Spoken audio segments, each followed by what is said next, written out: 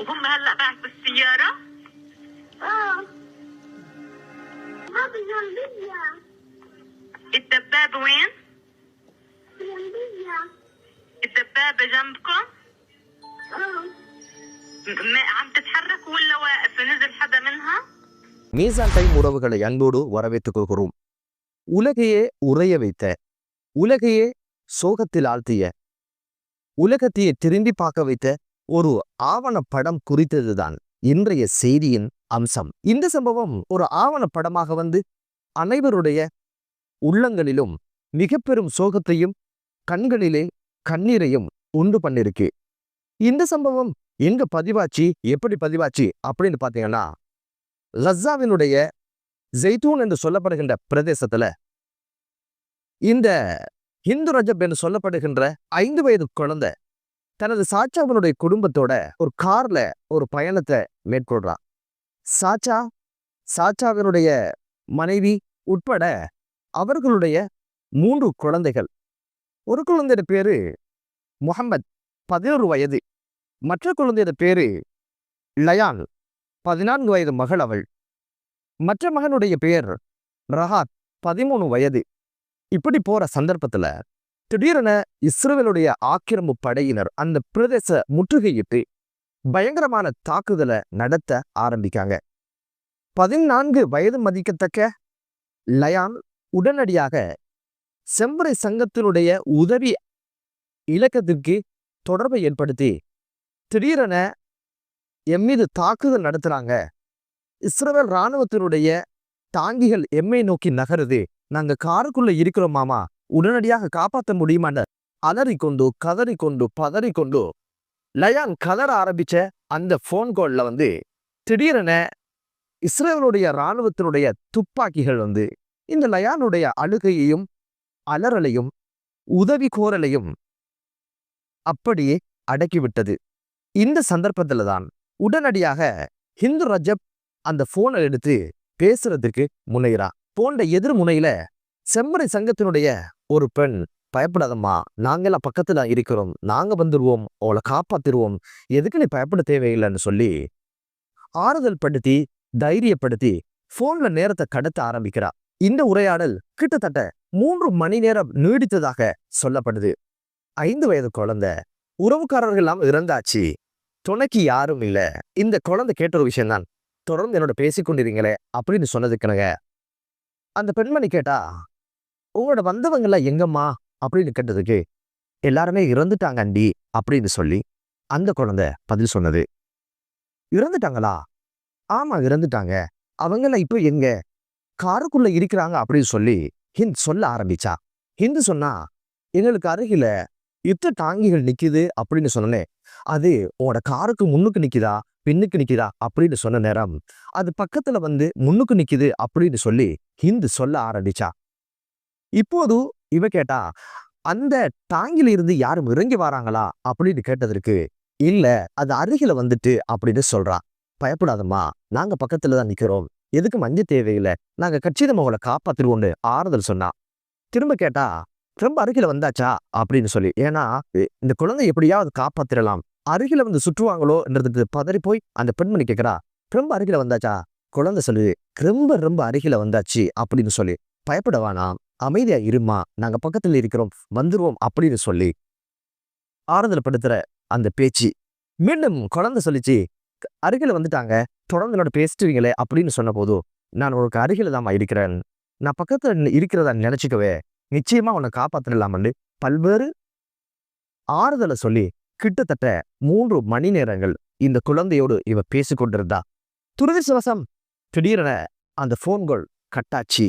இவை அனைத்தும் இப்போது செம்பறை சங்கத்தினுடைய போன்ல ரெக்கார்டாக இருக்கிறது வந்து இப்போது அது ஆவணப்படமாக வந்திருக்குது. இறுதியில் ஹிந்தின் மீது 355 தோட்டாக்கள் பாய்ந்து இறுதியாக அந்த குழந்தையோடு சேர்த்து குடும்பமே அந்த காருக்குள்ள சமாதியாகிற சங்கதிய இஸ்ரேல் இராணுவம் நடத்தி முடிச்சது. இப்போ 12 நாட்களுக்கு பிறகுதான் இவர்களுடைய பிரேதங்கள் கண்டெடுக்கப்படுது, அடையாளம் காணப்படுது. இதுல சோகம் என்ன அப்படின்னு பாத்தீங்கன்னா, இந்த போன் கால் பேசிக்கொண்டு இருக்கிற நேரமே செம்பறை சங்கம் அதனுடைய ஊழியர்கள் இருவரை உடனடியாக சம்பவ இடத்துக்கு அனுப்பியிருந்தாங்க. அவங்களுக்கு இது என்ன அப்படின்னு பார்த்தா அவங்க கண்டுட்டாங்க இல்லையா இந்த சம்பவத்தை. அதனால அந்த 2 பேரையும் முடிச்சிட்டாங்க. அதுல ஒருத்தர் யூசுப், மற்றவர் அகமட். இருவரும் வைத்தியர்கள் என்பது ரொம்ப கவலைக்குரிய விடயம். உதவிக்கு போனவங்க எப்போது இவங்க ஓய்வெடுப்பாங்க அப்போது குழந்தையை காப்பாத்திடலாம் அப்படின்னு ஒரு உணர்வுல கொஞ்சம் தள்ளி நின்று பார்த்து கொண்டிருந்தாங்க. கண்டதுனால சாட்சி ஆகிடுவாங்க என்பதனால சமாதி ஆக்கிட்டாங்க. என்னதான் இருந்தாலும் இந்த ஒரு ஆவணப்படம் இப்போது முழு உலகையும் திரும்பி பார்க்க வச்சிருக்குது. அந்த முதல் 5 நிமிடங்கள் குழந்தையினுடைய அழுகை மட்டும்தான் பதிவாக இருக்குது. இந்த அழுகை வெறுமனே அந்த படத்தினுடைய இயக்குனருடைய கற்பனை அல்ல, அது நிஜத்தில் உண்டான அழுகை என்பதுதான் இப்போது அனைவருடைய கண்களிலே கண்ணீர் வருவதற்கான காரணமாக அது அமைந்திருக்குது. இந்த ரஜபுடைய 6வது பிறந்த நாள், அதாவது மரணித்து அடுத்த வருடம் பூர்ணமாகும் பொழுது ஹிந்து ரஜபுடைய பேர்ல ஒரு அறக்கட்டளை துவங்கப்படுது. காரணம், ஹிந்து ரஜபுக்கார நியாயம் வேண்டும் என்ற கோஷத்தோடு. இப்போதுதான் இஸ்ரேல் ராணுவம் என்ன சொல்லிச்சு அப்படின்னு கேட்டீங்கன்னா, இப்படியான தாக்குதலுக்கும் எங்களுக்கு எந்த சம்பந்தமும் இல்லை, இப்படியான ஒரு விஷயத்தை நாங்க சொல்லலன்னு சொல்லி ஒரு அப்பட்டமான பொய்ய சொல்ல ஆரம்பிச்சாங்க. இருந்தாலும் ஜசீராவினுடைய மற்றும் வாஷிங்டனுடைய ஆய்வு நிறுவனங்கள் செயற்கைக்கோளினுடைய உதவியோடு அங்கு பல்வேறு ஆய்வுகளை நடத்தினதெல்லாம் தெரிய வந்தது. இந்த ஹிந்து ரஜபுடைய காருக்கு அருகில இஸ்ரேலுடைய 4 இராணுவ வாகனங்கள் தரித்து நின்றதாகவும் அதுக்கு பக்கத்துல செம்பறை சங்கத்தினுடைய வாகனம் நின்றதாகவும் தெரிய வந்திருக்குது. அது மட்டுமல்ல, இங்கு பாய்ந்த தோட்டாக்களும் இஸ்ரேலிய இராணுவம் பயன்படுத்துகின்ற தோட்டாக்களும் ஒத்துப்போனதாகவும் ஆய்வுகள் சொல்லுது. அது மட்டுமல்ல, ஹிந்து ரஜப் பேசிக்கொண்டிருந்த அந்த போன் கோல்ல 6 வினாடிகள்ல மொத்தம் 72 தோட்டாக்கள் வெளியாகின்ற சத்தம், தீர்க்கப்படுகின்ற சத்தம் பதிவாகி இருப்பதும் தெரிய வந்தது. முழு பூசணிக்காவை சோத்துல மறைக்கிற கதை. இப்போது சர்வதேச குற்றவியல் நீதிமன்றத்துல ஹிந்து ரஜப் பேசிய அந்த பரிதாபகரமான அலறலும் ஓலமும், உதவி கேட்டு கெஞ்சியது, பயமாயிருக்கு பக்கத்துல வந்துடுங்க காப்பாத்துருங்கன்ற அந்த அழுகுரல் தாங்கிய அந்த ஒளிப்பதிவு நாடா இப்போது சர்வதேச குற்றவியல் நீதிமன்றத்துல கையளிக்கப்பட்டிருக்கு. கையளிச்சு என்னதான் பண்ண முடியும்? அவங்களுக்கெல்லாம் தெரியாத விஷயமா என்ன? எத்தனை வருஷமா எத்தனை குழந்தைகள், எத்தனை குடும்பங்கள், எத்தனை மரணங்கள், எத்தனை கொலைகள், பொறி வச்சு உணவு தாரதாக சொல்லி பொறியில சிக்க வச்சு பல பேரை கொண்ட சம்பவம் எல்லாம் இவங்களுக்கெல்லாம் தெரியாமலா? எல்லாமே ஒரு கண் துடைப்பு தான். பொறுத்திருந்து பார்க்கலாம். இந்த ஹிந்து ரஜபுடைய மரணத்திற்கு நியாயம் கிடைக்குமா? இது குறித்து அமெரிக்கா என்ன சொல்லிச்சு அப்படின்னு கேட்டீங்கன்னா, நாங்க இப்போதைக்கு இஸ்ரேலிடம் விசாரணைகளை தொடங்கும்படி சொல்லியிருக்கோம். நல்லா இருக்கே கதை. பிள்ளையும் கிள்ளி தொட்டிலையும் மாட்டுகின்ற அண்ணனுடைய வேலையை பார்த்தீங்களா? இந்த ரஸாவினுடைய இந்த யுத்தத்துக்கு அமெரிக்கா 3 பில்லியன் அமெரிக்க டாலர்ஸ் பெறுமதியான ஆயுதங்களை கொடுத்தது.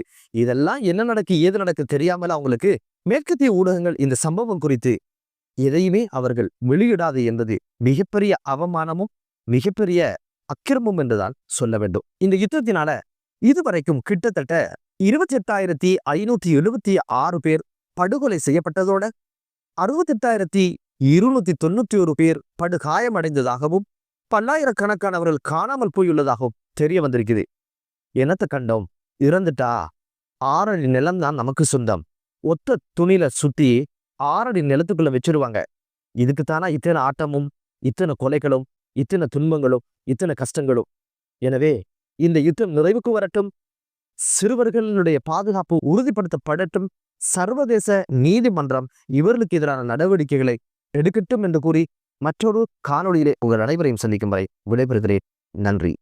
ميتين؟ وهم هلا معك بالسيارة؟ هذه جنبية. الدبابة وين؟ جنبية. الدبابة جنبكم؟ عم تتحرك ولا واقف؟ نزل حدا منها؟ هي بتتحرك. تتحرك؟ طيب هي بتتحرك جنب السيارة ولا هي جاية من ورا السيارة أو من قدام السيارة؟ من قدام السيارة. هي جاية عليكي من قدام السيارة الدبابة؟ قريب كتير كتير. وعم تمشي. طيب ما بدنا نخاف. يلا انتي معي. أنا معك يا عمري.